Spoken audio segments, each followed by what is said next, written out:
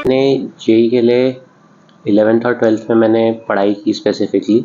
मेरे पापा electrical engineer हैं, मेरी मम्मा एमएससी मैथ्स हैं, तो मेरा हमेशा इंटरेस्ट था मैथ्स और साइंस में। मेरे 10th में भी मेरे मैथ्स और साइंस में अच्छे नंबर आए हैं, तो मैंने सोचा जेईई के लिए प्रिपेयर करते हैं। मैंने फिर जी गुरुग्राम ज्वाइन किया, वहाँ मेरे टीचर्स ने मुझे एडवाइस की, तो मैंने फॉलो किया उनकी एडवाइस और सबकी ब्लेसिंग्स हैं, आज मुझे फुल मार्क्स आ गए जेईई मेंस में। जी। कितने बच्चों ने ये इसमें एग्ज़ाम दिया था और कितने में आपका टॉप में नाम आया है पूरे देश में? मुझे एग्जैक्ट आइडिया नहीं है, आई थिंक 12 लाख बच्चों ने इस साल दिया है, जी। तो इस बार 23 लोगों के फुल आए हैं, तो अच्छा लग रहा है। अक्सर जो है मैथ से घबराते हैं बच्चे, तो आपने किस तरीके से प्रिपरेशन किया हुआ था अपने आप को कि मैथ में मुझे अच्छे मार्क्स लाने, या फिर मैथ में मेरा इंटरेस्ट किस तरह से बना? बचपन से ही मेरी मम्मी पढ़ाती थी मुझे मैथ्स, तो मैं हमेशा से मैथ्स में अच्छा था, और आगे पापा ने भी हेल्प की, तो मुझे ऐसा कभी डर नहीं था मैथ्स का। मेरे टीचर्स ने भी बहुत हेल्प की, तो जब तक मैं था 10th में मुझे मैथ्स से डर नहीं लगता था, मुझे मैथ्स बहुत अच्छी लगती थी, तो इसलिए मैंने सोचा पीसीएम लेते हैं, आगे मैथ्स पढ़ेंगे, मुझे बहुत इंटरेस्ट आता है उसमें। जी, इंजीनियर बनने के लिए ही कब से माइंड में आया कि इंजीनियर ही बनना है? आजकल बहुत सारे स्कोप हैं, चाहे बिजनेस को लेकर, एंटरप्रेन्योर को लेकर। आपने किस तरह से इंजीनियरिंग की तरफ अपना रुख किया? मैंने जैसे बताया, मेरे पापा इलेक्ट्रिकल इंजीनियर हैं, तो हमेशा इंटरेस्ट रहता था, मैं उनसे काफ़ी कुछ सीखता था, काफ़ी जो उनका ज्ञान है वो मुझे देते थे, तो ऐसे ही इंटरेस्ट आया, सोचा आगे इंजीनियरिंग करते हैं, काफ़ी कुछ सीखने को मिलेगा, जी। इसलिए मैंने सोचा मैं इंजीनियर बनूँगा। देश में टॉप 23 में आपका नाम आया हाँ है, जी। तो किस तरह से तैयारी की, कितने घंटे पढ़ाई करते थे, क्या कुछ टाइम टेबल बनाया हुआ था आपने? मैं जिस जिस दिन स्कूल और कोचिंग दोनों होते थे, मैं सुबह 5 बजे उठता था, 5 से 6 मैं पढ़ता था, उसके बाद हमें स्कूल जाना होता था, 2 बजे तक स्कूल चलता था। हमारे स्कूल और कोचिंग आस-पास है, तो हम चल के कोचिंग चले जाते थे। फिर कोचिंग तक 7 साढ़े 7 तक क्लास चलती थी, उसके बाद हम साढ़े 8-9 बजे तक घर पहुँचते थे। उसके बाद मैं कोशिश करता था मैं 12-1 बजे तक हर दिन पढूँ, हर दिन नहीं हो पाता था, लेकिन मैं कोशिश करता था। तो ऐसे ही 2 साल मेहनत की मैंने, अपने टीचर्स की गाइडेंस फॉलो की, और आज आ गया रिज़ल्ट।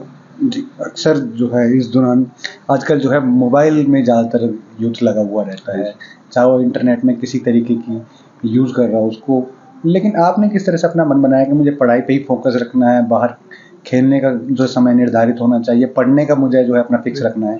ये किस तरह से अपने आप को स्ट्रॉन्ग किया है इसमें? मैंने 9th में डायरेक्टली जेईई का नहीं, लेकिन उससे पहले जो होता है, पहले बोर्ड जी। होता है, उनसे पढ़ाई चालू की थी। तो मैंने सोच लिया था मैं फ़ोन नहीं देखूँगा, तो मैंने 9th में फ़ोन छोड़ दिया। मैं फ़ोन यूज़ नहीं करता हूँ, मेरा कोई सोशल मीडिया अकाउंट नहीं है।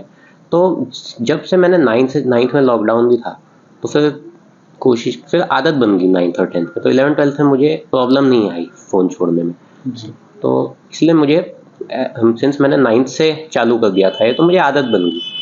तो मुझे ऐसा कुछ फ़ोन छोड़ने में प्रॉब्लम नहीं हुई। काफ़ी बच्चे क्या गलती करते हैं, वो 11th में आते हैं सडनली, फिर ये सब सब छोड़ना चाहते जी। हैं, तो वो नहीं हो पाता है। जी। तो इसलिए मुझे पता था, क्योंकि ये करना पड़ेगा, ज़रूरी है रिज़ल्ट के लिए, तो मैंने पहले से इसके लिए तैयारी चालू की थी कि अपने आप को इसमें ढालना, कि खेलना नहीं पड़ेगा। लॉकडाउन में आदत सी हो गई थी, क्योंकि खेलना होता नहीं था, तो उसके बाद वही कंटिन्यू किया मैंने, तो 11th-12th में मुझे प्रॉब्लम नहीं आई ट्रांज़िशन करने में। जी, जो 10th और 12th में कितने मार्क्स आए थे आपको? किस तरह से पता 10th में चला? मेरे टोटल ओवरऑल 98% आए हैं, मैथ्स में मेरे फुल आए थे जी। 100%। साइंस का मुझे अभी एग्जैक्टली याद नहीं है। 12th में अभी है एग्ज़ाम, देखते हैं। जी। मेरा नाम आरुष भट्ट है। आरुष, आपने कितने जो है जे ट्रिपल में मार्क्स वो किए हैं हासिल, और किस तरह से मेहनत आपने की? मेरी परसेंटाइल 99.65 आई है। जी। मैंने 27 जनवरी की दूसरी शिफ्ट का पेपर लिखा था। उसके लिए मैंने, देखिए मैं और मेरा जुड़वा भाई दोनों साथ ही कुछ स्कूल और कोचिंग जाते थे। हमने सिमिलर तरीके से मेहनत की थी, जी। बस कुछ हमारे थोड़ा इंटरेस्ट्स में थोड़ा फ़र्क है।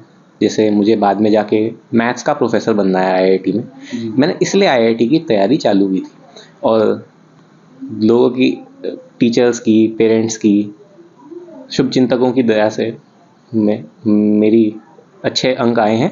अब मैं एडवांस पे पूरी तैयारी अपनी जारी रखूँगा। 0.6 से चूक गए हैं, भाई के साथ में रहते जुड़वा भाई हो, ज़ाहिर सी बात है दिमाग भी एक तरीके से चलता है, तो कहीं ना कहीं अभी थोड़ी सी बनने लगी कि पूरे मार्क्स आते तो बराबर का रहता, जुड़वा भाई वाला जो काम पूरा हो जाता। हाँ जी, वो डेफ़िनेटली बहुत अच्छा होता है। मैं अपने भाई के लिए बहुत खुश हूँ। मैं भी कोशिश करूँगा। अब भाई से तो मैं सीखता ही रहता हूँ, जब भी मुझे कोई दिक्कत आती थी मैं हमेशा भाई से पूछता था, क्योंकि हर बार टीचर्स अवेलेबल नहीं होते। जी। और कोई भी लेट से डाउट्स आ रहे हैं, जैसे भाई ने बोला भाई को मैथ्स बहुत पसंद है, मुझे मैथ्स में थोड़ी दिक्कत होती है, तो कभी भी मैथ्स में कोई ना कोई कठिनाई आती है तो मैं सबसे पहले भाई के पास जाता हूँ और भाई खुशी खुशी मुझे बताता है। तो आपने कब से मन बनाया कि मुझे आईआईटी का प्रोफेसर बनना है और मैथ हाँ, मैथ का प्रोफेसर बनना है, ये कब से हाँ, मन बनाया? हाँ क्योंकि जी। भाई ने अभी तो कोई एम डिसाइड भाई नहीं ने किया। कोई एम डिसाइड नहीं। जी। जी, बात ये है, जैसे ही लॉकडाउन हुआ था तो हमारे पास समय बहुत आ गया था, तो स्कूल के अलावा मैंने देखना चालू किया कि किस किस चीज़ में मेरा रुझान है। जी। बाद में मुझे पता चला कि आप लोग जनरली बात करते हैं कि आईआईटी के बाद आप सीधा जॉब ले सकते हैं या फिर आप फ़ौरन पढ़ाई के लिए जा सकते हैं। जी। तो फिर मैंने देखना चालू किया क्या क्या करियर ऑप्शंस उसके बाद बचते हैं। तो फिर मुझे पता चला कि प्रोफेसर बनना भी एक बहुत बढ़िया करियर ऑप्शन है, और मैथ्स में भी मेरा रुझान था ही, चाहे चाहे मुझे दिक्कत आती हो, बट रुझान मेरा मैथ्स की तरफ हमेशा से था। तो फिर मैंने डिसाइड किया कि आईआईटी में जाएंगे। आईआईटी में ये लोगों को नहीं पता होता, इंजीनियरिंग के अलावा साइंसेस के भी कोर्स ऑफर होते हैं। बॉम्बे मैथ्स का कोर्स ऑफर करता है, केमिस्ट्री का करता है, कानपुर फिजिक्स का करता है। तो मेरा भी एम है मैं आईआईटी बॉम्बे या आईआईटी दिल्ली में किसी मैथ्स या फिजिक्स का कोर्स करूं और उसके बाद बाहर पढ़ाई करके आईआईटी में ही प्रोफेसर लगूं, देश के जो एजुकेशन सिस्टम है उसमें सहायता करूं। तो माइंड रिफ्रेशमेंट के लिए क्या आप कुछ एंटरटेनमेंट का प्रयोग करते हैं जी, भाई ने तो जैसे फ़ोन छोड़ दिया था, जी। मैंने फ़ोन नहीं छोड़ा था और मैं अभी भी फ़ोन में हूँ। मतलब ऐसा नहीं है कि मैंने बिल्कुल छोड़ दिया है। उसका कारण ये था कि ये जो मैंने अलग अलग ऑप्शंस एक्सप्लोर करे थे, करियर ऑप्शन, जी। तो उसके लिए मुझे दुनिया से अब डे टू डे चीज़ों से अपडेटेड रहना पड़ता था। जैसे अभी एआई का चलन बहुत बढ़ गया है, तो भाई को उस सब के बारे में ज़्यादा खबरें नहीं है, बट मैंने फ़ोन की मदद से जितनी भी सारी नई नई चीज़ों में सारे करंट अफेयर्स का मुझे ध्यान है। जैसे मुझे पता चलता रहे कि क्या मैं जो मैंने अभी करियर ऑप्शन डिसाइड किया है, हो सकता है कि बाद में जाके कोई और ऐसे अच्छे करियर ऑप्शन आ जाएं जिनको भी मैं एम कर सकूं। तो इसलिए मैं तो फ़ोन का रेगुलरली यूज़ करता हूं, बट मैं डिस्ट्रैक्शन से दूर रहता हूं। जैसे भाई ने कहा सोशल मीडिया पे भाई नहीं है, मैं भी सोशल मीडिया पे नहीं हूँ। केवल एक सोशल मीडिया प्लेटफॉर्म है लिंक्डइन, उस पर मैं हूँ। वो केवल इसलिए बिकॉज मेरे जो सीनियर्स हैं, जो हमसे कॉलेज में, हम कॉलेज में हैं, वो भी हमारे जितने भी सीनियर दोस्त हैं, वो हमें तरह तरह की करियर गाइडेंस देते रहते हैं। तो उनसे टच में बने रहने के लिए, कुछ लोग फॉरेन भी गए हैं, तो उनसे टच में बने रहने के लिए मैं उस प्लेटफॉर्म का केवल प्रयोग करता था। अपने साथ के अपने जूनियर स्टूडेंट से किस तरह की अपील करेंगे? बहुत से जो बच्चे हैं आजकल फ़ोन का दुरुपयोग करते हैं और उससे गलत संगत में चले जाते हैं, तो उनसे किस तरह की अपील करेंगे? फ़ोन का यूज़ अगर हम अच्छी तरीके से करें तो कितना फ़ायदा होता है? जी, फ़ोन देखिए दो धारी तलवार है। आप चाहें तो उससे अपना पूरी ज़िंदगी बर्बाद भी कर सकते हैं, और मैं जैसा कोशिश कर रहा हूँ, आप ज़िंदगी अपनी सुधार भी सकते हैं।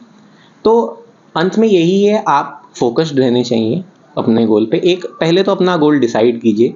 ये ज़रूरी नहीं है कि जो हर कोई करता है आप भी वो करें। आजकल स्टार्टअप का बड़ा चलन है। अगर आपको स्टार्टअप में मन है या फिर ऐसी कोई चीज़ है, जैसे हमारे बहुत ऐसे दोस्त हैं जिन्हें गाने का, संगीत का काफ़ी शौक़ है, किसी को नृत्य का काफ़ी शौक़ है, तो वो उस चीज़ में भी अपना करियर आगे बना सकते हैं। तो आप मेरा तो ये मानना है, आप सोशल मीडिया या किसी भी इंटरनेट को भी अपने फ़ायदे में यूज़ कीजिए, और अगर आप उसे अपने फ़ायदे में यूज़ करें तो आपकी जो ग्रोथ है वो अनलिमिटेड होगी।